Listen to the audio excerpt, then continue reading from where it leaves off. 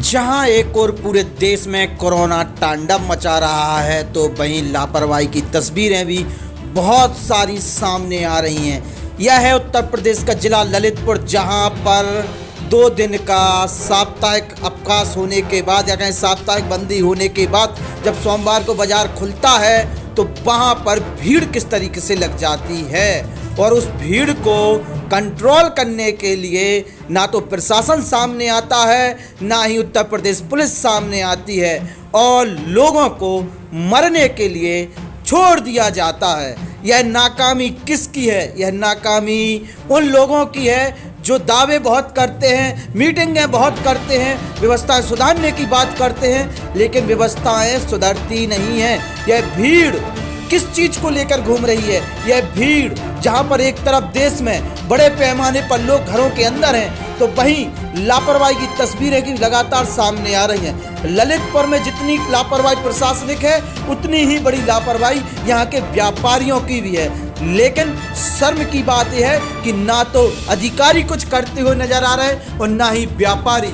व्यापार जान से भारी हो गया है, ये मान के चलिए कि जहां पर लोग मौत हो रही है लोगों की, वहीं व्यापारी जो हैं वो व्यापार करने में व्यस्त हैं। उन्हें लोगों की मौतों से कोई फर्क नहीं पड़ता है। इस प्रकार की तस्वीरें इस बयान करती हुई नजर आ रही। गांव क्षेत्र से लोग आ रहे हैं, शहर से लोग आ रहे हैं और यहाँ पर शॉपिंग कर रहे हैं। अगर बाजार नहीं खुलेगा तो क्या कोई परेशानी खड़ी हो जाएगी? और अगर बाजार खुलवाना है इस प्रशासन को तो उसमें अच्छी व्यवस्था की जाए, सोशल डिस्टेंसिंग के साथ साथ एक साथ ऐसी भीड़ न इकट्ठी हो। इसके लिए ललितपुर जिला प्रशासन ने क्या किया? क्या शासन आदेश हैं उनका पालन ललितपुर जिला प्रशासन करा पा रहा है? ललितपुर पुलिस की अहम भूमिका होनी चाहिए, लेकिन ललितपुर पुलिस जिस प्रकार से नजारत है यह साफ दिखता है कि पुलिस हो, चाहे प्रशासन हो, चाहे यहाँ के नेता हो, चाहे यहाँ के व्यापारी नेता हो, इन सभी को अपने व्यापार अपने काम से मतलब है।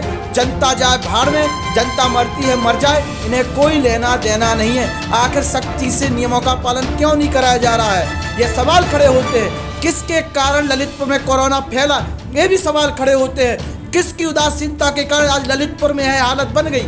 किसकी उदासीनता के कारण हम अपनों को खोते जा रहे हैं? ये भी सवाल खड़े होते हैं। और इसकी जिम्मेदार अगर जनता है तो उससे ज़्यादा यहाँ के नेता और उससे ज़्यादा यहाँ का प्रशासन, और जिस सिस्टम का नाम लेके नेताओं को बचाने का काम मीडिया कर रही है उसको भी ये समझना चाहिए कि आप लोगों की चुप्पी के कारण नेता अधिकारी मनमानी करते हैं और फिर हम अपनों को खोते हैं और आप उसका मातम मनाते हुए नजर आते हैं। आज हम सबको बोलने की आवश्यकता है। इन नेताओं, इन निकम्मे अधिकारियों के बारे में अगर नहीं बोलेंगे तो हम और आप भी एक दिन किसी ना किसी प्रकार से किसी ना किसी परेशानी में फंसेंगे और बड़ी घटना का हिस्सा बनेंगे।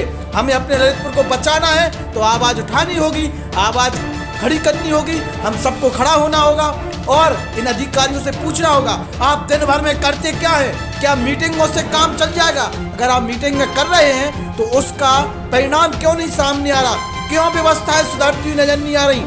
क्या जनता ही सब कुछ गलती कर रही है? अधिकारी कुछ गलती नहीं कर रहे हैं। आज इस तरीके से प्रशासनिक उदासीनता सामने आ रही है वो किसी से छुपी हुई नहीं है। जहां एक और अस्पतालों में इलाज की बड़ी बहुत समस्या खड़ी हो गई, ऑक्सीजन की समस्या खड़ी हो गई, दवाई की समस्या खड़ी हो गई और वहीं कई डॉक्टर अपनी जान गंवा चुके हैं, कई अधिकारी अपनी जान गंवा चुके हैं, कई समाज सेवी अपनी जान गंवा चुके हैं, कई पत्रकार अपनी जान गंवा चुके हैं। लेकिन सोता हुआ सिस्टम और सोता हुआ प्रशासन और सोते हुए अधिकारी और नेता अभी तक यह डिसाइड नहीं कर पाए कि उन्हें अपना जिला, अपना शहर कैसे बचाना है और कैसे चलाना है। क्या यहाँ के जनप्रतिनिधियों की जिम्मेदारी नहीं बनती है कि एक व्यवस्थित सिस्टम दिया जाए और उसके हिसाब से लोग निकलें, उस हिसाब से मार्केट खोला जाए, उस हिसाब से लोग चलें? क्या यहाँ के व्यापारिक नेताओं की जिम्मेदारी नहीं बनती है कि बाजार में कम से कम भीड़ आए, उसके लिए एक सिस्टम बनाया जाए, दुकानों को अलग अलग खोला जाए? लेकिन जो कहें कि पैसे कमाने में लगे हुए व्यापारिक भूखे बैठे हुए हैं, केवल लोगों को चूसना चाहते हैं। जनता मरे मर जाए, उनका काम बने, बाकी भाड़ में जाए जनता। सभी लोग सुरक्षित रहें, घर पर रहें।